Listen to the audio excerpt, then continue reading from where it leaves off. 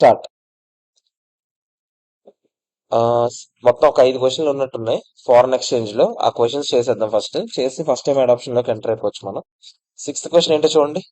Supplier a limited enters into A contract with customer be limited on 1st January 2018 to deliver the goods in exchange for a total consideration of $50 million and receives an upfront payment of $20 million on this date. అంటే $50 million కి మనం ఏం చేసాము? Okay, customer కి goods deliver చేస్తామని చెప్పాము.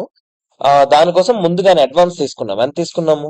$20 million తీసుకున్నాం. మన రెవెన్యూ రికాగ్నిషన్ కాన్సెప్ట్ ప్రకారం ఎప్పుడు డెలివరీ జరుగుతుంది? డెలివరీ ఎప్పుడు జరుగుతుంది ఇంకా చెప్పలేదు. ఇదిగో ఇక్కడ చెప్పాడు 31st March అని చెప్పాడు. సో రెవెన్యూ రికాగ్నిషన్ కాన్సెప్ట్ ప్రకారం పెర్ఫార్మెన్స్ ఆబ్లిగేషన్ ఎప్పుడు కంప్లీట్ అవుతుంది? 31st March. కాబట్టి రెవెన్యూ కూడా ఎప్పుడు రికాగ్నైజ్ చేయాలి? 31st March రికాగ్నైజ్ చేయాలి. మరి ఇప్పుడు అడ్వాన్స్ వచ్చింది ముందుగానే $20 million, అవునా కదా?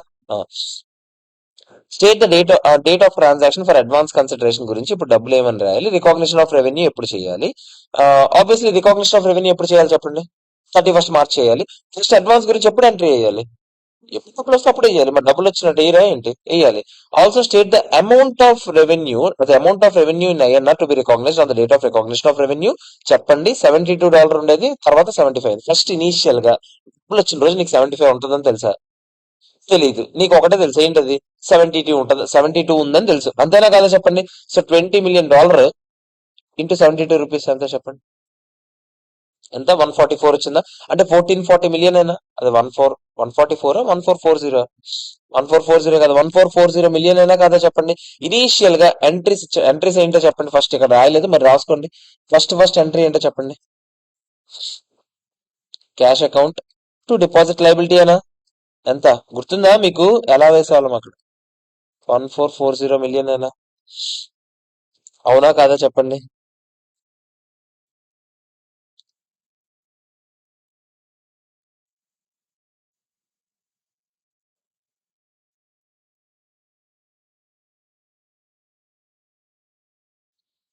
అంతేనా కదా చెప్పండి? ఇప్పుడు ఏమవుతుంది చెప్పండి? ఇప్పుడు తర్వాత ఈ రెవెన్యూకి రెవెన్యూ రికాగ్నైజ్ చేయాలి. ఫస్ట్ రెవెన్యూ రికాగ్నైజ్ చేయాలంటే డిపాజిట్ లైబిలిటీ క్లోజ్ అవ్వాలి లేదా? సో డిపాజిట్ లైబిలిటీ డెబిట్ కొడతాను 1440 million. ఇంకా మిగతా డబ్బులు అడి ఇచ్చాడా? ఇవ్వలేదు. సో డెటార్స్ అని వేస్తాను మిగతా డబ్బులకి. ఎంత ఇవ్వాలి ఇంకా? 20 million ఇంటూ 75 కదా ఇవ్వాల్సింది. ఎంత చెప్తారా? అది సార్ 30 million కదా ఇంకా ఇవ్వాల్సింది. 50 కదా మొత్తం కాంట్రాక్ట్. $50 million లో వాడు $20 million కదా ఇచ్చాడు. ఇదిగో చూడండి, సెకండ్ లైన్ లోనే చూడండి. $50 million లో 20 ఇచ్చాడు. ఇంకా 30 కదా రావాలి. 30 ఎప్పుడు ఇచ్చాడు? 1st April ఇచ్చాడని చెప్పాడు, చూసారా? అవునా కదా చెప్పండి? First 31st March books close చేయాలి కదా? అవునా కదా? 31st March కి 30 million ఇంటూ 75 రూపీస్ ఎంత అంటున్నాను. ఎంత? 2250 డెటార్స్ డెబిట్ కొడతాము. అవునా కదా చెప్పండి? 2 సేల్స్, ఈ రెండు కలిపి ఎంత? 3690. అయిపోయింది ఆన్సర్. ఏముంది దీంట్లో దిక్కుమాల క్వశ్చన్? ఇప్పుడు డెటార్స్ మానిటరీ ఐటమ్, అవునా కదా? మానిటరీ ఐటమ్ ఎప్పుడైనా దేనికి మెసేజ్ చేయాలి? క్లోజింగ్ రేట్ మెసేజ్ చేయాలి. మనం అలాగే ఎట్లున్నాము? 31st March ఉన్నాము, క్లోజింగ్ రేట్కే కదా వేసాను. మళ్ళీ నేను ఏమైనా చేంజ్ చేయాల్సిన అవసరం ఉందా? లేదు, అయిపోయింది ఆన్సర్. ఇప్పుడు అడిచిన ఆన్సర్ చదవండి. ఒకసారి అడిచిన ఆన్సర్ చదవండి. ఇప్పుడు ఏమైనా డౌట్ ఉంటే అడగండి నాకు.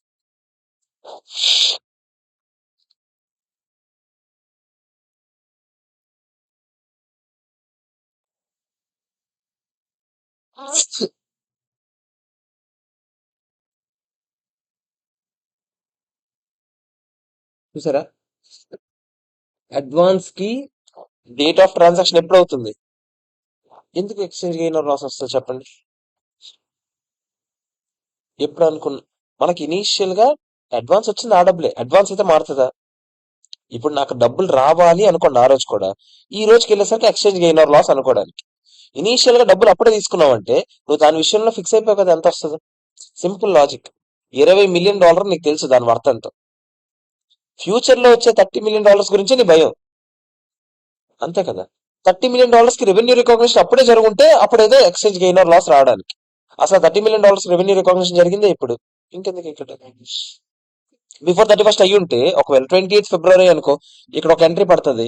ఈ డెటార్స్ క్లోజింగ్ బ్యాలెన్స్ మారుతుంది లేదా? మారిపోద్ది. అప్పుడు రెవెన్యూ మారదు, డెటార్స్ మారిపోద్ది.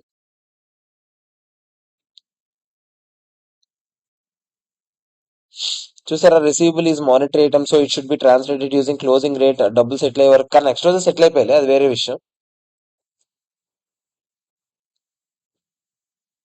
ఇది ఓకేనా కాదా?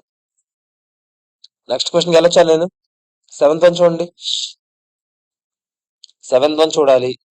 Global limited and Indian company acquired on 30th September 2000 so and so so and so 70% of share capital in mark limited. Global వెళ్ళి మార్క్ ని ఎక్వైర్ చేసిందంట. జర్మనీలో ఉందంట mark company. Global limited functional currency rupees అంట. Mark obviously జర్మనీలో ఉంది కాబట్టి దానికి యూరోస్ ఏదో ఉందంట. Fair value of net assets ఎంత అంట? 23 million euros. Purchase consideration 17.5 million euros. Exchange rates ఆ రోజు ఎంతనే చెప్పాడు, 31st March కూడా ఎంతనే చెప్పాడు. గుడ్ విల్ ఎంతకి రికాగ్నైజ్ చేయాలి అనేది క్వశ్చన్. ఫస్ట్ మీరు నాకు చెప్పండి. మనకి ఇంకేమైనా చెప్పాడా? ఫస్ట్ ఇనీషియల్ గా నాకు ఎంట్రీ ఏంటో చెప్తారు బిజినెస్ కాంబినేషన్ జరిగేటప్పుడు. First net identifiable assets debit కొడతాం, అవునా? గుర్తుందా? పర్చేస్ కన్సిడరేషన్ క్రెడిట్ కొడతాం, ఎన్సీఏ ఉంటే ఎన్సీఏ వేస్తాం, డెబిట్ బ్యాలెన్స్ వస్తే గుడ్ విల్ వేస్తాం, క్రెడిట్ బ్యాలెన్స్ వస్తే గెయిన్ ఆన్ బార్గెన్ పర్చేస్ అయితే క్యాపిటల్ రిజర్వ్ వేస్తాం. గుడ్ విల్ ఎంత? అదే నెట్ ఐడెంటిఫైబుల్ అసెట్స్ ఎంత చెప్తారా? 23 million euros అయినా కాదా చెప్పండి, అవునా కాదా? సో ఫస్ట్ నేను 23 million euros రాస్తున్నాను. ఎందుకు తర్వాత మారుద్దాం, ఒక నిమిషం ఆగండి. ఫస్ట్ ఆడు ఇనీషియల్ గా దేని గురించి మాట్లాడాడు, ఎక్కడ వేయాలని చెప్పాడు, ఏమైనా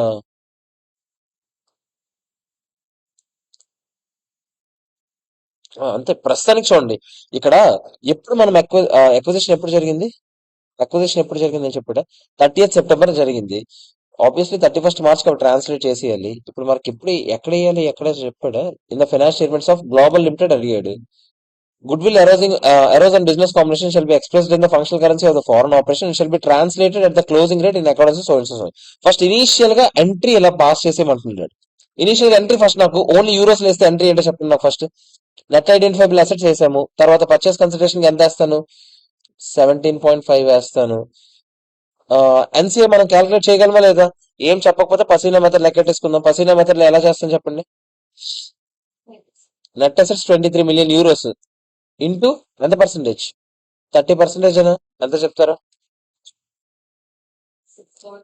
6.9 million euros అయినా? డిఫరెన్స్ ఎంత? 23 చిల్లర. అంటే గుడ్ విల్ వస్తుందా? ఎంత? 1.4 అయినా? ఇది ఇనీషియల్ గా ఎంట్రీ. కానీ రిపోర్టింగ్ డేట్ రోజు అన్ని ఆబ్వియస్లీ మనం రూపీస్ లోకే కదా కన్వర్ట్ చేయాలి, ట్రాన్స్లేట్ చేయాలి, అవునా కదా చెప్పండి. ఇందులో గుడ్ విల్ ఏదైతే ఉందో వాడు దేని గురించి అడిగాడు? అసలు గుడ్ విల్ గురించి మాత్రమే చెప్పమన్నాడు మనకి, అవునా కదా చెప్పండి. గుడ్ విల్ 31st March రోజుకి ఏం జరుగుతుంది, అవునా కదా? సో ఒకసారి చూడండి, గుడ్ విల్ రిపోర్టింగ్ డేట్ రోజు ఏం చేయాలి? Translated using closing rate in accordance with so and so so and so. అంటే గుడ్ విల్ ఏదైనా బిజినెస్ కాంబినేషన్ లో అరైజ్ అయితే దాన్ని క్లోజింగ్ రేట్ ఎంత ఉందో క్లోజింగ్ రేట్ కే మనం దాన్ని ట్రాన్స్లేట్ చెయ్యాలి. అంటే మానిటరీ ఐటమ్స్ కి ఎలా చేస్తామో అలా చెయ్యాలి, ఓకేనా? కాదు, కానీ ఆడు చెప్పాడు కాబట్టే. ఒకసారి ఇక్కడ చూడండి, మీకు నిన్న ఒకసారి పేజ్ నెంబర్ చెప్పవా? తీరి తీరి తీరి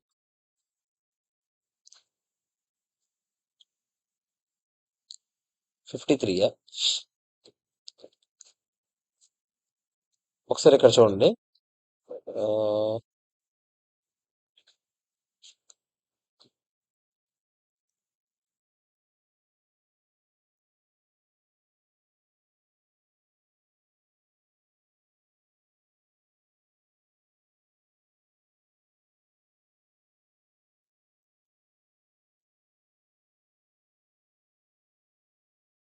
ఇదిగో ఇక్కడ చూడండి, ఇక్కడ చూడండి, ఇక్కడ చూడండి.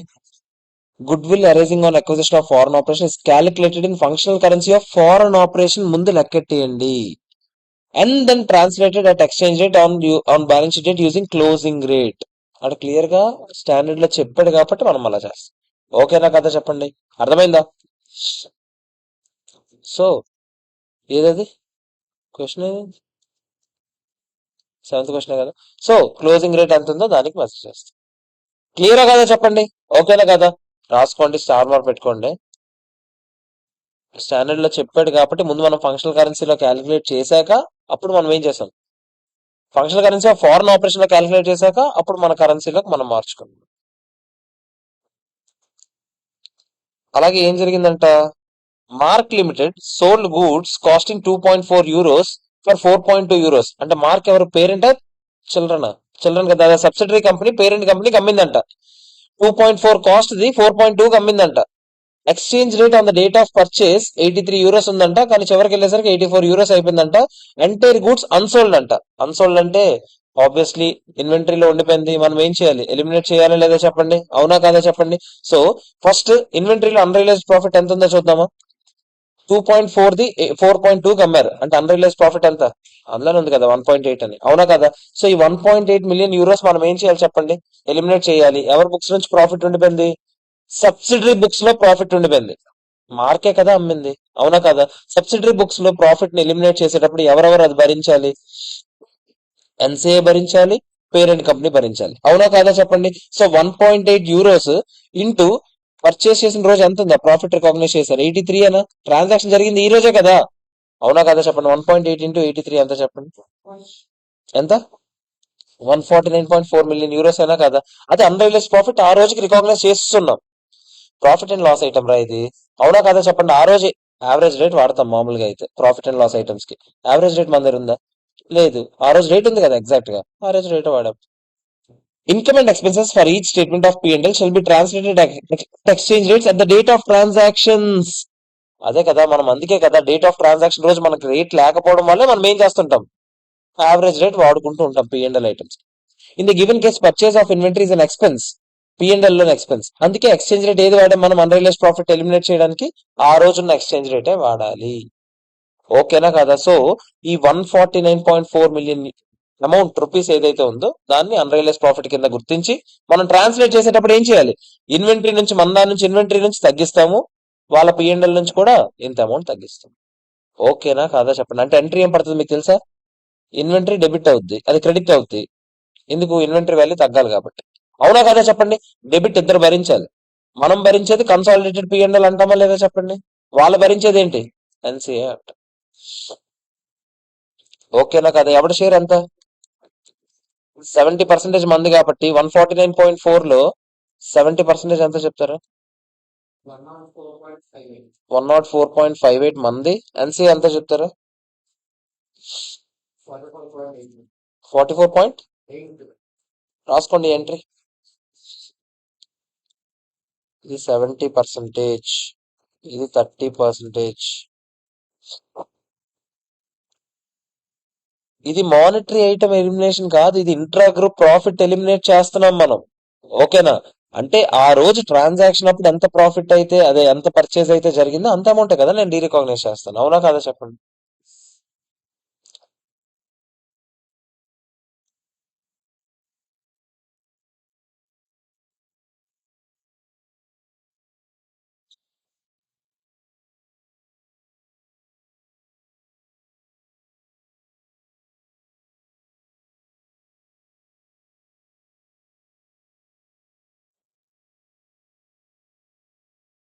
ఓకేనా కాదా. నెక్స్ట్ చూడండి. On 1st April so and so, Makers Limited raised a long-term loan from foreign investors.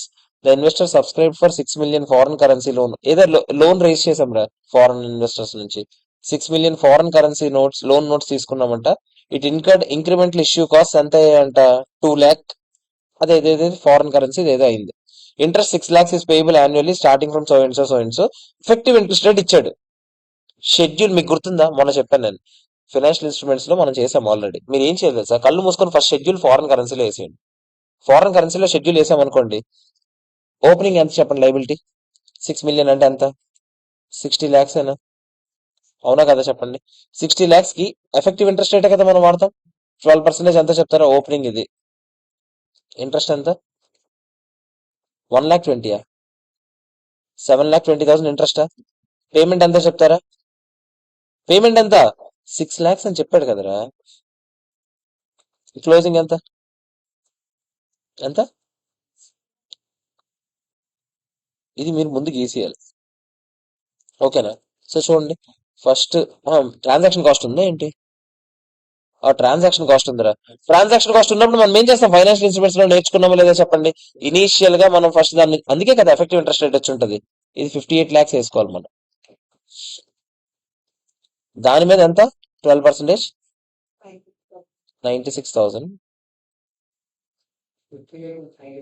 58,96,000 అయినా అవునా కదా చెప్పండి. మీరు ఫస్ట్ ఇది వేసేయండి షెడ్యూల్. ఇదిగో ఆడు కూడా వేసాడా. ఇందులో ఒక్కొక్కటి చెప్తాను చూడండి. ఇంట్రెస్ట్ ఎక్కడ రికాగ్నైజ్ చేయాలి? పిఎండ్ఎల్ లోనేనా? పిఎండ్ఎల్ లో 6,96,000 ఏ అమౌంట్ కి రికాగ్నైజ్ చేయాలి? అది ఏ item? P and L item. P and L item ఏ రేట్ వాడతాం మనం? యావరేజ్ రేట్ ఎంత ఉందో చూడండి. ఆడే ఇచ్చాడు 2.42 కన్వర్ట్ చేయండి. 6,96,000 ఇంటూ 2.42 60 lakh 16 320. ఓకేనా? క్లోజింగ్ ఏంటిది? మానిటరీ ఐటమ్ అయినా కాదా? అల్టిమేట్ గా మానిటరీ ఐటమ్స్ దేనికి దేనికి క్లోజింగ్ రేట్ కే కదా మెజర్ చేస్తాం. క్లోజింగ్ రేట్ ఎంత? క్లోజింగ్ రేట్ ఎంత? 2.75 అయినా మెజర్ చేయండి. 2.75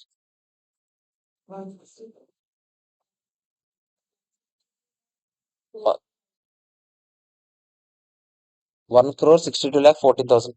ఇనీషియల్ గా లోన్ తీసుకున్నప్పుడు రేట్ ఎంత ఉంది? 2.5. ఎంత తీసుకున్నాం లోన్? ఇప్పుడే అనుకున్నాం 58 lakhs అని. 58 lakhs ఇంటూ 2.5 ఎంత? ఇప్పుడు కళ్ళు మూసుకొని ఇక్కడ మధ్యలో డిఫరెన్స్ అమౌంట్ ఒకటి మిస్ అయిందా? అది ఎంత లెక్కెట్టండి. ఇది ప్లస్ ఇది మైనస్ ఇదేనా? అంతేనా కాదా? ఎంత చెప్పండి.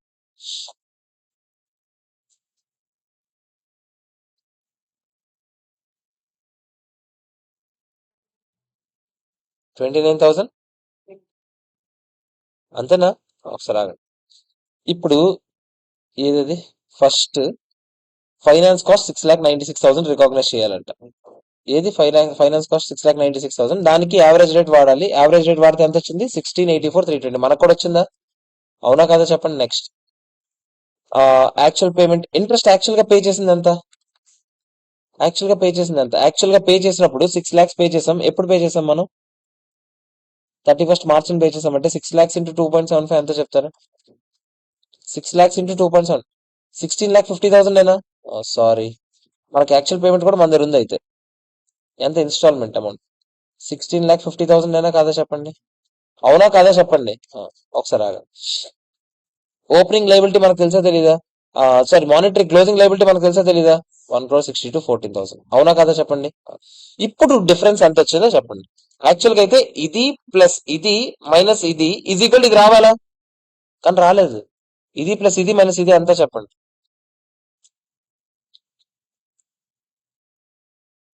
ఇది ప్లస్ ఇది మైనస్ ఇది 145 ఇంత రావాలి యాక్చువల్ గా. అవునా? కానీ ఎంత వచ్చింది? 162,14,000 వచ్చిందా? డిఫరెన్స్ ఎంత వచ్చింది చెప్పండి. 162,14,000 వచ్చింది యాక్చువల్ గా. అవునా? డిఫరెన్స్ ఎంత చెప్తారా? 680 డిఫరెన్స్ వచ్చిందా? ఇది తీసుకెళ్లి పిఎన్ఎల్ లో తోసిడు.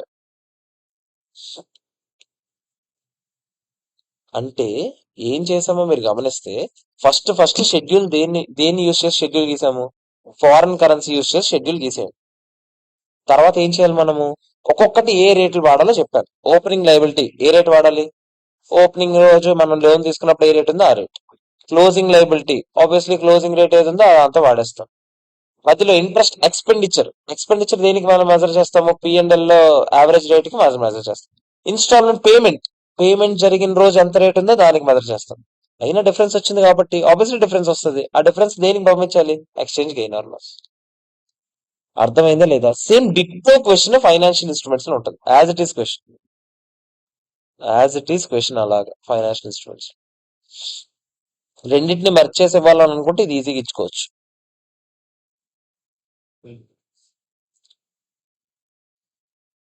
ఈజీ, మినిమం 8 మార్క్స్ ఇస్తాడు. ఇది 8 మార్క్స్ క్వశ్చన్. ఎందుకంటే ఇక్కడ రాయాల్సిన సొల్లు చాలా ఉంది. ఇక్కడ మ్యాటర్ అది. లాస్ట్ కి ఎక్స్చేంజ్ డిఫరెన్స్ పేమెంట్ ప్రాసెస్. అది గెయిన్ వచ్చినా ప్రాఫిట్ వచ్చినా ఏది వచ్చినా దానిలోకి తెస్తాడు. ఓకేనా కదా చెప్పండి. Clear? Next RTP first question వెళ్ళొచ్చా? ఏంటో చూస్తారా? ABC limited works out translation gain or loss over the years on its investment in foreign subsidiary. 2 lakhs అంట. ఓకే, అంటే opening translation gain or loss ఎంత ఉందంట? 2014-15 లో 2 lakhs ఉంది. అంటే ఫారెన్ కరెన్సీ ట్రాన్స్లేషన్ రిజర్వ్ లో ఉంటుందా? అంతే కదరా. ఇప్పుడు ఫారెన్ సబ్సిడరీ తాలూకా అమౌంట్ దాంట్లో ఏదో ట్రాన్స్లేషన్ గెయిన్ ఆర్ లాస్ వచ్చిందంటే 2 lakhs, అది ఎక్కడ చూపించుంటాను నేను? ఓసీఏలో చూపించుంటాను కదా, ఫారెన్ కరెన్సీ ట్రాన్స్లేషన్ రిజర్వ్ లో. ఇవి ప్రాఫిట్ లాంటివి, కానీ ప్రాఫిట్ కావాలని మనం మాట్లాడుకున్నామా లేదా? జస్ట్ ట్రాన్స్లేషన్ వల్ల, అంటే ఫంక్షనల్ కరెన్సీ నుంచి ప్రెజెంటేషనల్ కరెన్సీకి మార్చడం వల్ల ఆబ్వియస్లీ డిఫరెన్స్ వస్తుంది. ఆ డిఫరెన్స్ ఎంత వచ్చిందంటే ఓపెనింగ్ 2 lakhs వచ్చింది. 15-16 లో, 16-17 లో ఎంత ఉందో చెప్పాడు. Okay.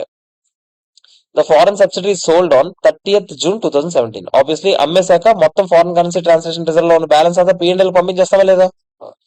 Translation gain on such investment, sale of such investment is 2 lakhs అని చెప్తున్నాడు. Okay, rupees 2 lakhs. Okay, assuming the deferred tax ఉందంట. ఎంత ఉందంట? 30%. How should the company present the translation gain or loss and reclassification adjustment in OCI equity and liabilities? First translation reserve balance ఎంత ఉంది? 2 lakhs. అవునా?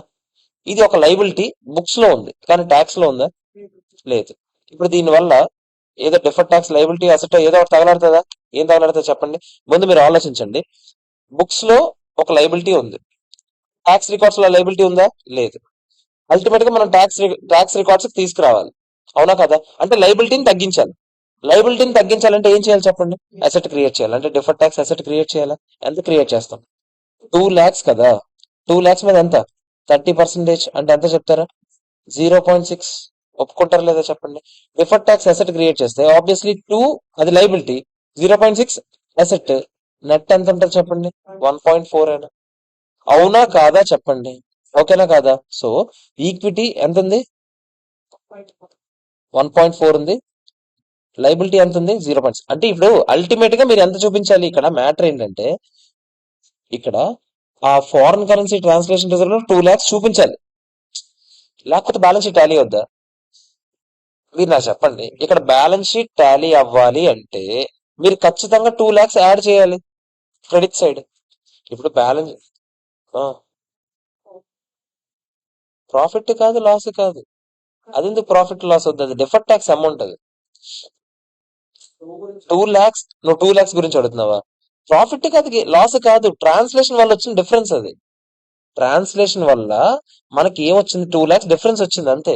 అంటే ఇప్పుడు for example liabilities ఇలా ఉంది, అసెట్స్ ఇలా ఉంది. Asset side for example 100 lakhs వస్తే లైబిలిటీ సైడ్ 98 lakhs వచ్చింది. ట్రాన్స్లేషన్ డిఫరెన్స్ ఒక 2 lakhs ఉంది. అదే ఇక్కడ మ్యాటర్.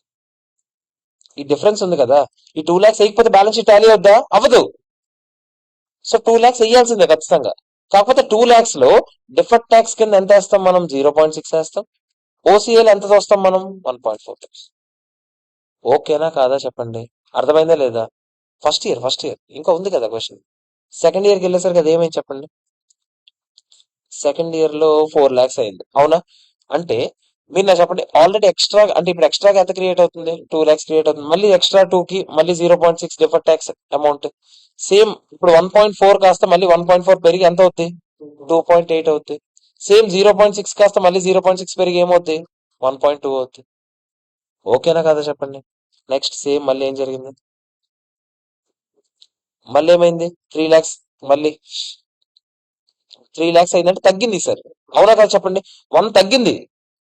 1 తగ్గితే ఆబ్వియస్లీ అక్కడ డిఫర్ ట్యాక్స్ అసెట్ క్రియేట్ చేసినప్పుడు ఇప్పుడు డిఫర్ ట్యాక్స్ లైబిలిటీ అవుతుందా లేదా చెప్పండి? అంటే 1.2 కాస్త తగ్గుతుందా? 0.3 తగ్గి 0.9 అవుద్దా? సేమ్ 2.8 కూడా తగ్గుతుందా? 0.7 తగ్గి ఏమవుతుంది? 2.1 అవుద్దా? ఏది? ఇది లైబిలిటీ, ఇది డిఫర్ ట్యాక్స్ లైబిలిటీ. ఇది ఇప్పుడు అసెట్ వల్ల ఏమవుతుంది? అసెట్ 0.3 క్రియేట్ చేయి, నెట్ అమౌంట్ అంత. ఓకే, 1.2 మైనస్ 0.3 ఎంత? 0.9. ఓకేనా కాదు? ఆగండి, ఇంకా అవ్వలేదు. తర్వాత ఏం జరిగింది? 17-18 లోనే కదా మనం అమ్మేసాం. అవునా కదా చెప్పండి? అమ్మేసినప్పుడు ట్రాన్స్లేషన్ గెయిన్ ఎంత ఉంది? ఆ రోజుకి 2 ఉంది. 2 ఉందా? ఆ. మనం ముందుసారికి ఎంతకు తీసుకొచ్చాం? మనం 3కి తీసుకొచ్చాం. అది కాస్త 2 అయింది. 2 అయినప్పటికీ మళ్ళీ మళ్ళీ మనం ఏం చేయాలి? మళ్ళీ 1 తగ్గించాలి. సేమ్ 1 తగ్గించడానికి ఇదేనా? సేమ్ ఇందాకలాగే. మళ్ళీ ఇది 1.4కి వచ్చింది, ఇది ఎంతకు వచ్చింది? 0.6. ఇప్పుడు ఇది ఏం చేయాలి? పూర్తిగా అమ్మేయాలి. అమ్మేసేటప్పుడు ఆ అమ్మేసాం.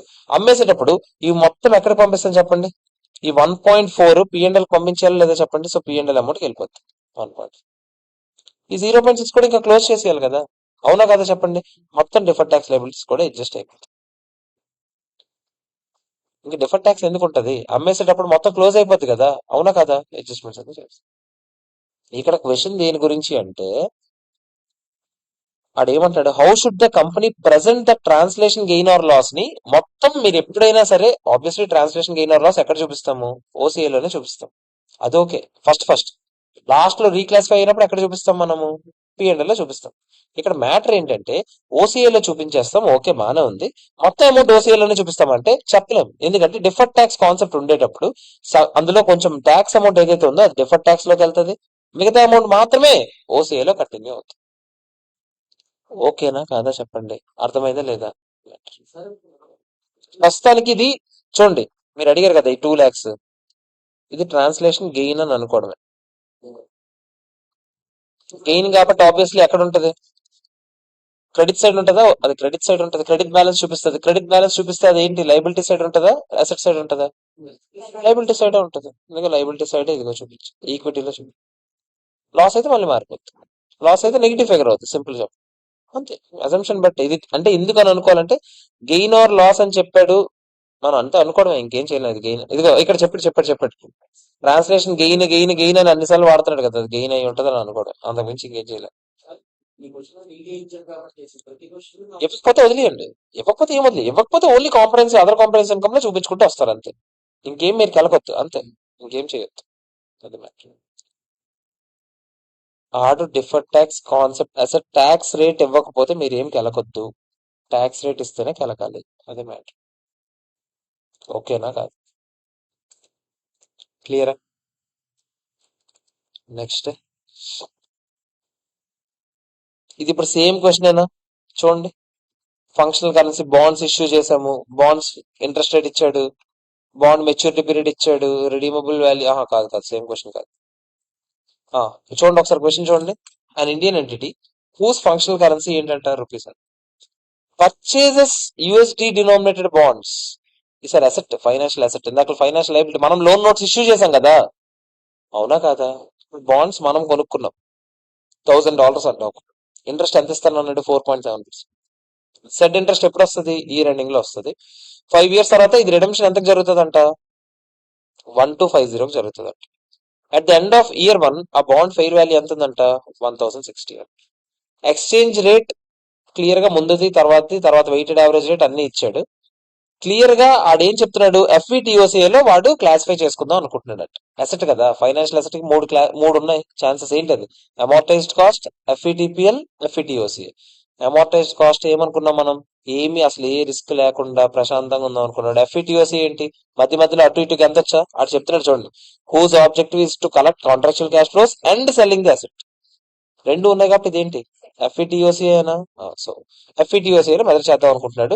సో బాండ్ రిజల్ట్స్ కి ఎఫెక్టివ్ ఇంట్రెస్ట్ రేట్ ఎంత చెప్పాడు, ఆడే 10%. ఎందుకంటే ట్రాన్సాక్షన్ కాస్ట్ ఉందా ఏంటి,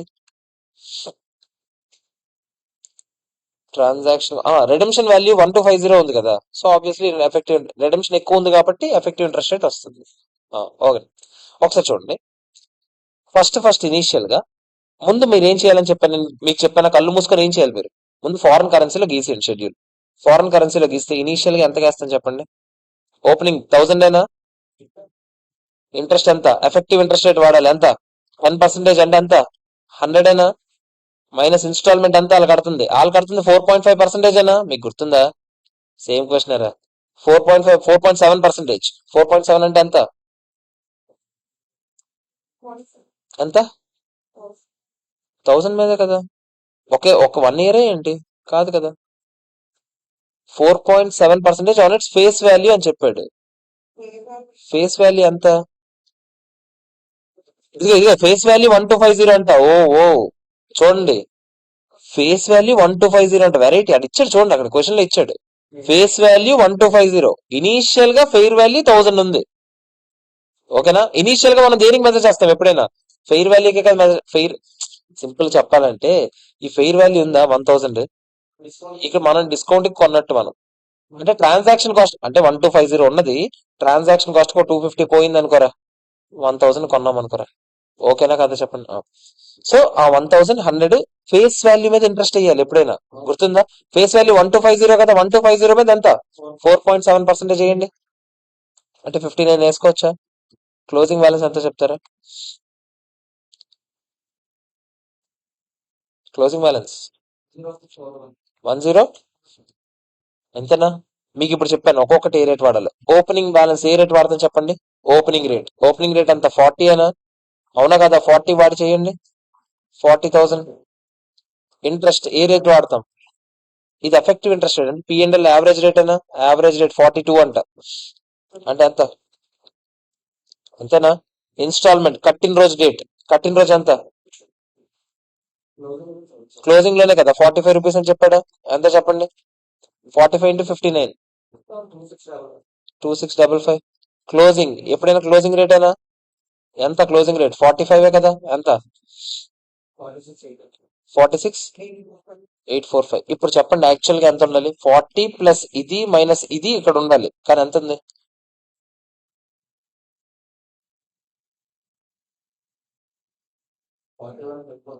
41,545 ఉండాల్సిన దగ్గర 46,845 ఉందంటే గెయిన్ వచ్చిందా? ఎంత? 5,300. ఏ గెయిన్ అనాలి దీన్ని? ఎక్స్చేంజ్ గెయిన్ అంటామా లేదా చెప్పండి? అవునా కాదా? ఇదిగో ఎంట్రీ చూడండి ఒకసారి. ఫస్ట్ ఇనీషియల్ గా మనం ఏదది ఇనీషియల్ గా ఏం చేస్తాం చెప్పండి. ఏదది 40,000. ఓకే. ఆ, చివరికి వెళ్ళేసరికి ఏమవుతుంది? ఫస్ట్ ఎక్స్చేంజ్ గెయిన్ ఓకే 5,300 వేస్తాం మనం కూడా. ఇంట్రెస్ట్ ఇన్కమ్ సరిపోయింది 4,200 వేస్తాం మనం కూడా. ఇంట్రెస్ట్ రిసీవ్డ్ కూడా కరెక్ట్ గానే వేస్తాము. డబ్బులు వచ్చాయి 2655. ఇంతేనా? Fair value gain fair value loss ఏదో ఒకటి రాయాలి కదా. ఓసీలో గెయిన్ వచ్చిందో లాస్ వచ్చిందో చూడాలి కదా. ఫెయిర్ వాల్యూ మెథడ్ కదరా, ఎఫ్ఈటిఓసి మెథడ్ కదా ఇది. ఇందాకలంటే ఆన్సర్ ఇక్కడికి అయిపోయిందిరా, ఎందుకంటే అది అమోర్టైజ్డ్ కాస్ట్ మెథడ్, లైబిలిటీ. ఇదేంటి ఎఫ్ఈటిఓసి వాడుతున్నామా లేదా చెప్పండి. అంటే ఫెయిర్ వాల్యూ ఎంత మెజర్ చేయాలి లేదా? ఇయర్ ఎండింగ్ లో ఫెయిర్ వాల్యూ ఎంత ఉంది? 1,060 రూపీస్ ఉందండి. 1,060 అంటే ఇనీషియల్ గా కొన్నప్పుడు ఎంత ఉంది ఫెయిర్ వాల్యూ? 1,000. అదే ఇనీషియల్ గా ఓకే. ఇయర్ ఎండింగ్ లో ఆల్రెడీ మనం సగం gain exchange gain or loss కింద 1,041 రికాగ్నైజ్ చేశాం కదా. క్లోజింగ్ కి వెళ్ళేసరికి ఇంట్రెస్ట్ తో కలిపి అది ఎంత అవ్వాలి? 1,041 అవ్వాలా లేదా? 1,041 ఉండాల్సిన దగ్గర అది ఏమైంది? 1,060 అయింది కదా. Fair value gain or loss అదే కదరా. 19 గెయినా లాసా? గెయినేనా? బాండ్ వాల్యూ పెరిగింది కదరా. గెయిన్ అయినా కాదా చెప్పండి. ఫెయిర్ వాల్యూ గెయిన్ అయినా? Fair value gain into closing rate ఎంత ఆ రోజుకి? 45. ఎంత చెప్తారా? 855. ఫెయిర్ వాల్యూ గెయిన్ అయినా? ఎక్కడ పంపిస్తాం ఫెయిర్ వాల్యూ గెయిన్? ఇదే మెథడ్. ఎఫ్ఈటిఓసి అని ఆడే చెప్పాడు. ఫెయిర్ వాల్యూ గెయిన్ ఎక్కడ పంపించాలి? ఓసీకి పంపిస్తారు. అవునా కాదా? డిఫరెన్స్ అమౌంట్ అంతా తీసుకెళ్ళి ఎక్కడ తోస్తారు? బాండ్కి తోసేయండి.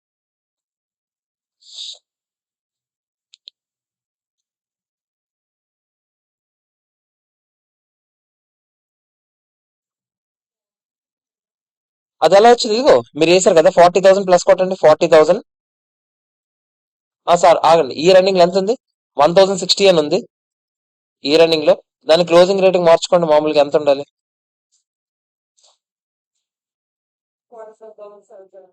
770. 700 770? 700. 47,700. యాక్చువల్ ఇనీషియల్ గా అది ఎంత రికగ్నైజేషన్? 40,000. డిఫరెన్స్ ఎంత? 7,700. ఎగ్జాక్ట్ మ్యాచ్ అవుతుంది. బాండ్ వాల్యూ పెరిగింది కదా. అవునా కాదు? అంతే కదా. బాండ్ డెబిట్ కొట్టాలా లేదా? బాండ్ వాల్యూ పెరిగింది. ఏది? ఇదా ఇదా ఇదా?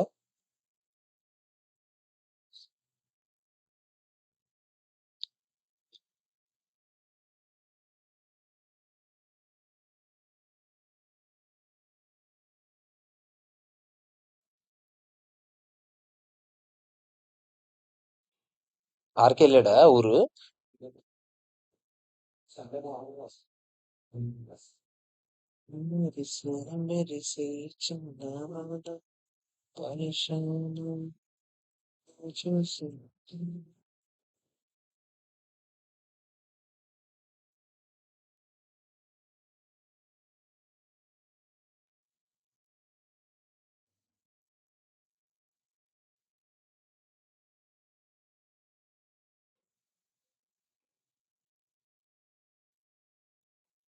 ఓకేనా?